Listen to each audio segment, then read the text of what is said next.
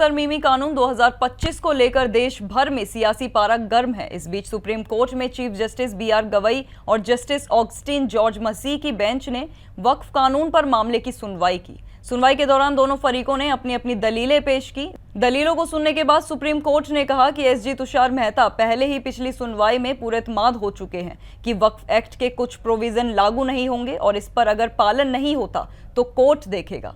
इसके साथ ही कोर्ट ने इस मामले की सुनवाई के लिए 20 मई की तारीख तय की है, यानी अब वक्फ कानून पर सुनवाई 20 मई को होगी। Chief justice B R. गवई और जस्टिस जॉर्ज मसीह के बेंच के सामने हुकूमत की तरफ से सॉलिसिटर जनरल तुषार मेहता ने केंद्र सरकार की बात रखी। इस दौरान तुषार मेहता ने कहा कि हमने अपना जवाब दाखिल कर दिया है। इस पर सुप्रीम कोर्ट के चीफ जस्टिस की अगुवाई वाली बेंच ने पूछा कि क्या इस मामले में भी उबूरी राहत के लिए सुनवाई हो रही है। इस सवाल का जवाब देते हुए सॉलिसिटर जनरल ने कहा कि अगर कोर्ट उबूरी हुक्म पर गौर करे तो उसमें ज्यादा वक्त नहीं लगेगा। उन्होंने कहा कि दरख्वास्त करने वालों की तरफ वो भी शॉर्ट नोटिस दाखिल करेंगे। वहीं दरख्वास्त करने वालों की तरफ से देश के सीनियर वकील कपिल सिब्बल पेश हुए थे और कोर्ट ने सामने दरख्वास्त करने वालों की बात को रखा, जिसे हम सॉलिसिटर जनरल तुषार मेहता से शेयर कर सकते हैं।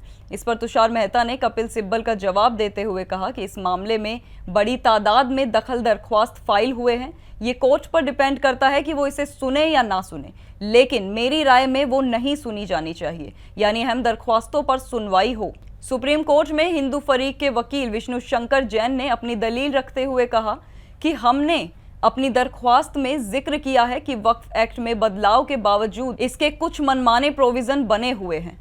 हमने पहले भी इन्हें रद्द करने की मांग की थी। कोर्ट को हमारी मांग पर गौर करना चाहिए। इस पर कोर्ट ने कहा कि एसजी तुषार मेहता पिछली सुनवाई में ही यकीन दहानी कर चुके हैं कि वक्फ एक्ट के कुछ प्रोविजन लागू नहीं होंगे। ये निज़ाम अभी भी लागू रहेगा। अगर इसका पालन नहीं होता है तो कोर्ट इस पर गौर करेगा। एसजी ने यह भी यकीन दहानी करा दी कि सरकार कोर्ट को दिए गए अपने अंडरटेकिंग पर कायम है।